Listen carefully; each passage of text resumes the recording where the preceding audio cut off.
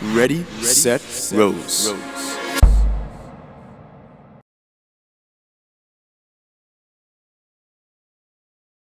Hey guys, I'm really excited because right now I'm standing next to someone who is not only a DJ, but she's a producer, a curator, and activist. Newsweek called her one of the most influential South Asians in the US. Hello, DJ Rekha. Hello, how are you? I am good. I'm excited and I'm also fascinated to do this interview because I feel like you and I share the same passion for music. And I want to know, tell us how your journey started. We don't have enough time for that.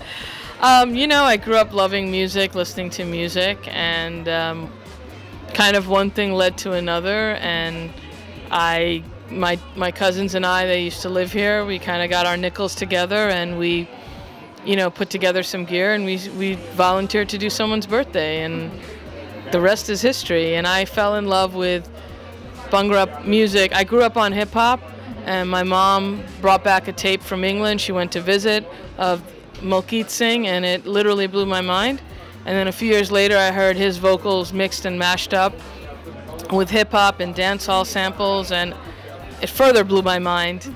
And I'm a New York City kid. I grew up on dancehall, hip hop, as well as in the home. We grew up on Bollywood songs. And I went to Queens College, so I went to a lot of West Indian clubs when I was in college. Soca Paradise is really important to my musical upbringing. So yeah, I just love good music.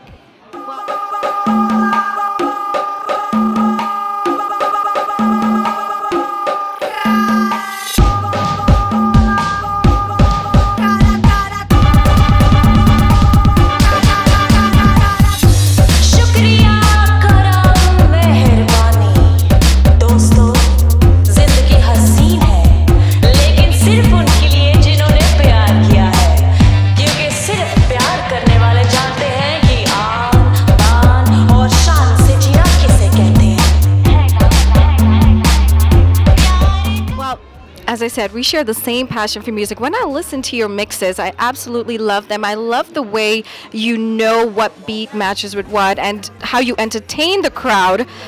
Tell us, what does it feel like when you go out into the crowd and you just see the audience dancing and having a good time and they are really enjoying your songs? There's no greater natural high than making people dance, and that's really just my fundamental goal, is to just make people dance, and that's it. And I'm fortunate enough to spin in front of a variety of circumstances. Sometimes people know the words, sometimes people know the songs, they don't know the songs. So, despite the all this technology that makes the physical act of DJing much easier, one can never, automate reading a crowd and knowing what to play and when to play it. And you kind of have to read a crowd immediately and figure out how to pace yourself, how to play the right songs, and how to keep the party going.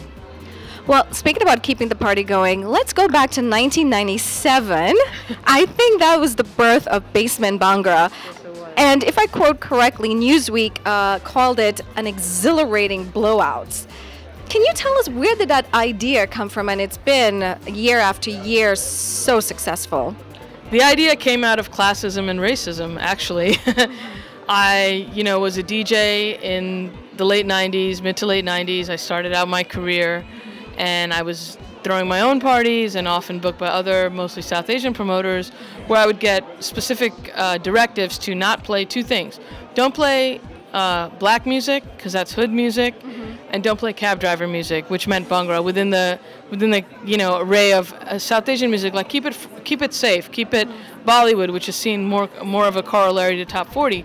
So I was basically told to not play the two styles of music I love the most, which is hip hop and Bhangra. So I wanted to create a space that embraced both those styles, because I felt those styles have so much connection and so much to say to each other. And as we say, Bhangra played with a hip hop sensibility with a splash of dancehall, and that's really the root of the party. And the party's been going on. Would you say you were sort of determined after they said don't do something? You needed to start something so great. And continuing with greatness, I know you're known to be one of the pioneers of Bhangra music in North America. How does that feel, and why was that important for you? That I have nothing to do with that. I just did what I had to do, and whatever people dub you or anoint you or say it, and because other people aren't doing it, they put monikers on your name, they give you titles, you know, so fine, sure. I'm a DJ, I'm presenting music.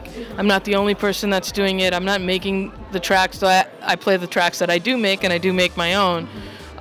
You know, I don't think we should, you know, hold any one person accountable for any cultural movement. It takes a lot of people to make things happen. I wouldn't exist without a crowd that was as passionate about the music as mine. The party really is about the people who come there and not about me. If there wasn't an audience for it, if people don't show up, then what I do doesn't mean anything. Spoken like a true professional, but really she keeps the party going, and we're going to give you guys information where you can check out Basement Bhangra. I'm sure you guys already went and danced it up, but before I let you go, I want to know what's next for DJ Rekha. What's next? Everyone wants to know what's next. What's next is next week. What's immediately next is just a slew of events to round out the year. We've got I do another party called Bollywood Disco, which is as intense about Bollywood as I am about Bhangra. It's a costume party. There are prizes if you need to be a recognizable Bollywood figure from any time period. I will also somehow partake in that. It's with me and DJ Sumi. We're doing, we do this every year, an annual Basement Bhangra versus Kebaho Sound Clash. Kebaho is a tropical bass party, and it's a friendly sound clash where we mix our two styles. We have a lot of the same energy and the same influences. So, I mean, I like to just play with people that like move me, and then we do Bollywood Disco Christmas. I'm also doing a bunch of dates around the country. And even if someone doesn't know how to dance Bhangra, you teach it as well, right? Personally, I do not. We do have a dance lesson. My good friend Manila Shah of Anjana Dance, we do a dance lesson at the beginning, sort of the transition between sort of the happy hour and when the party just sort of takes off to the next level.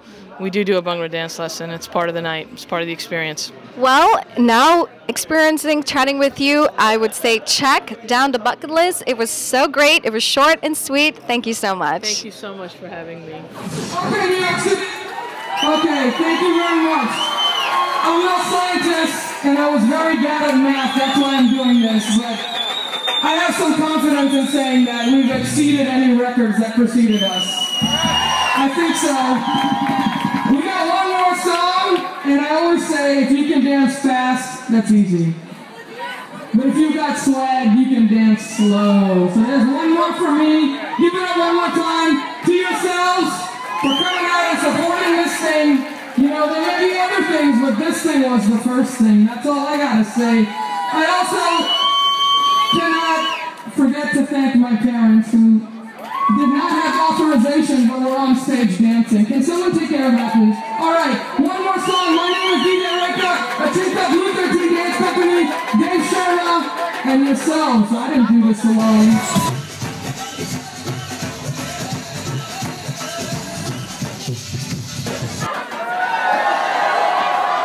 My parents bought me my blade. I just want you to know that.